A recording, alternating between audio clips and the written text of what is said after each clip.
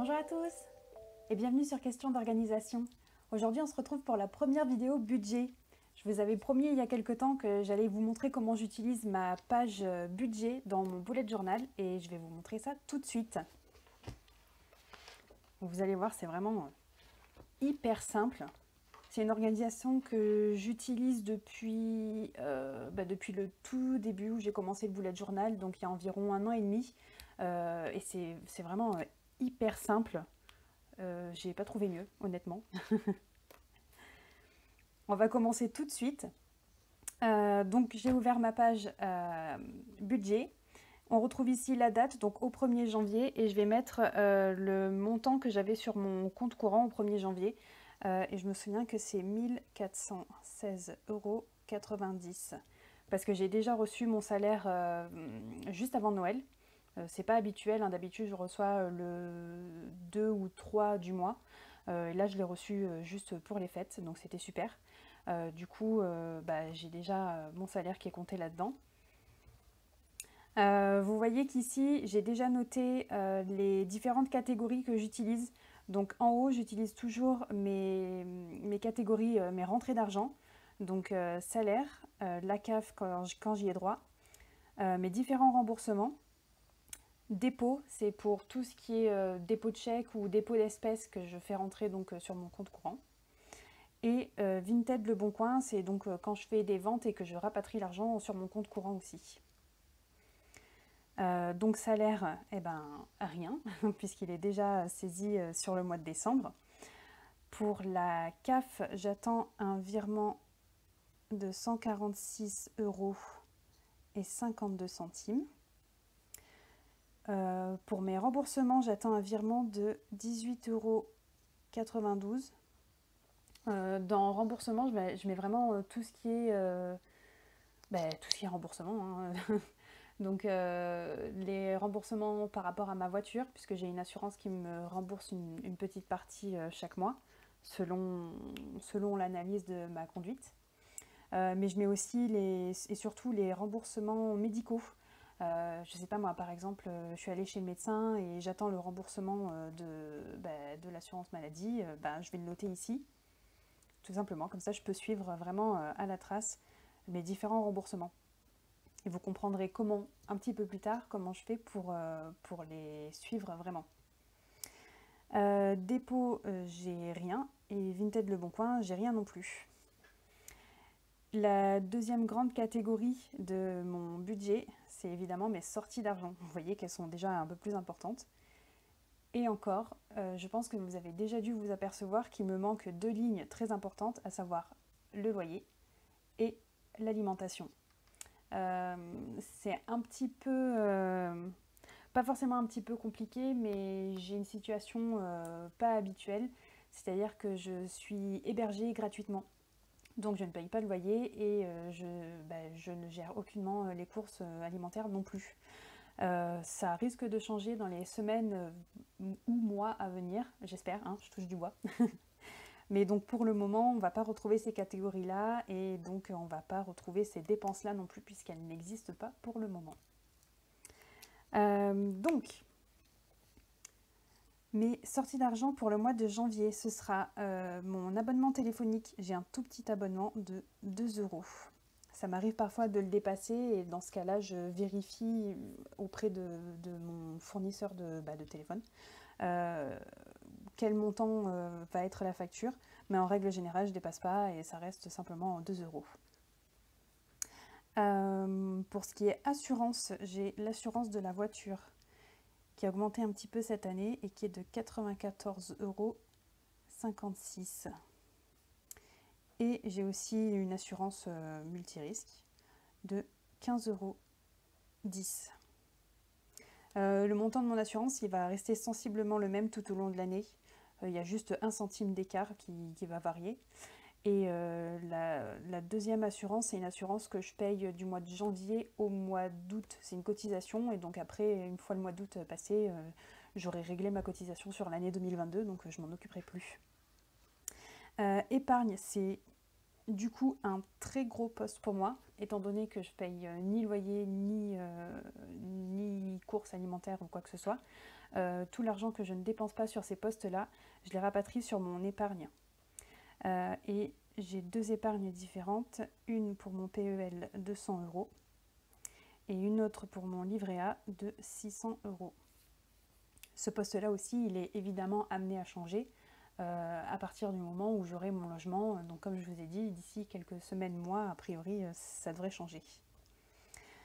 Ensuite viennent les frais bancaires. J'ai un prélèvement de 7 € qui est déjà sorti, et sinon je vais avoir mes frais bancaires habituels de 8,80 €. Dans abonnement, j'en ai 2 différents.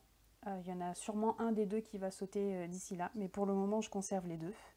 C'est-à-dire que j'ai Spotify à 9,99 € par mois, et j'ai pris Audible qui est à 9,95 € par mois et qui me permet d'écouter des livres audio.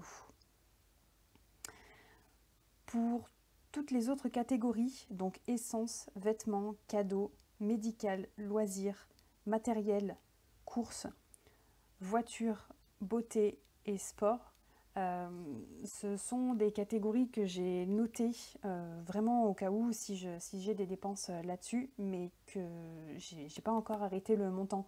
Par exemple, l'essence, j'ai pas encore eu besoin de la faire pour ce mois-ci, donc je ne vais rien noter puisque je ne connais pas le montant exact de cette dépense. Mais en général, je budgète 150 € par mois.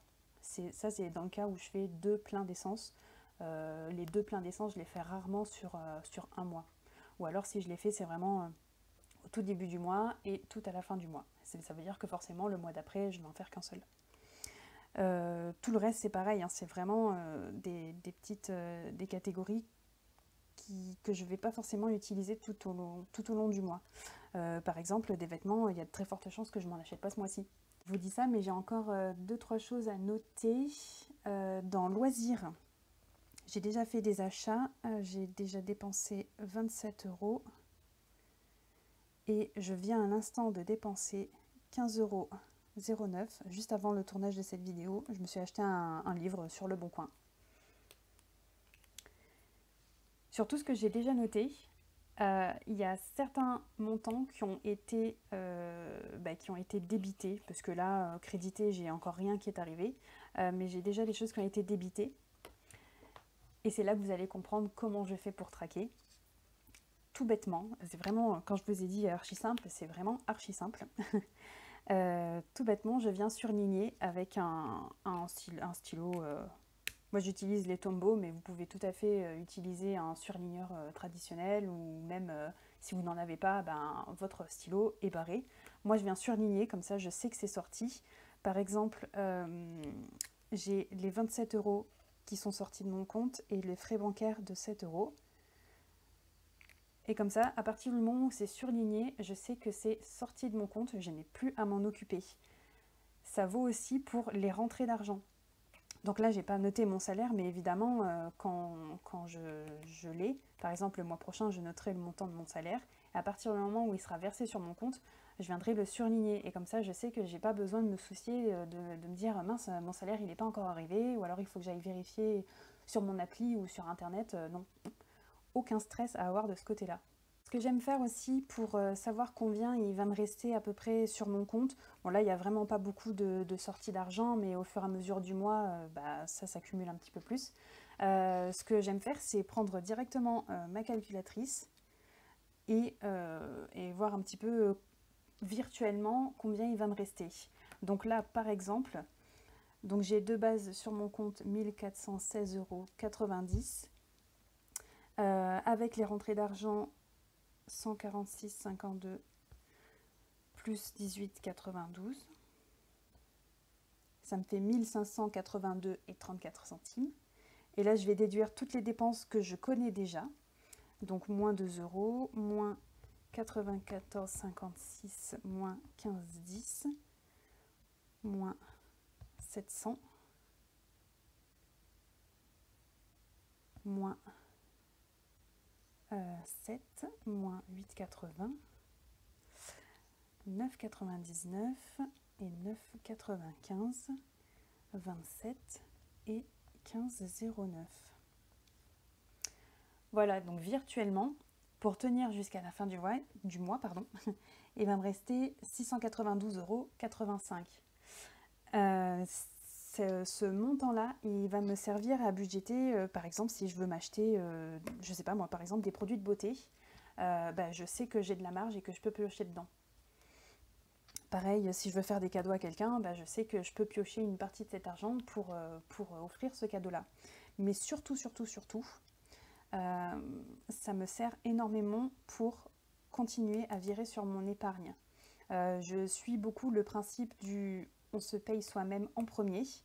C'est pour ça que j'ai un gros poste épargne. Je pourrais avoir beaucoup moins et partir en voyage par exemple ou m'offrir plein de choses. Moi, c'est pas du tout mon but. J'ai un mode de vie assez frugal. Donc c'est pas du tout mon genre de ne pas économiser, au contraire.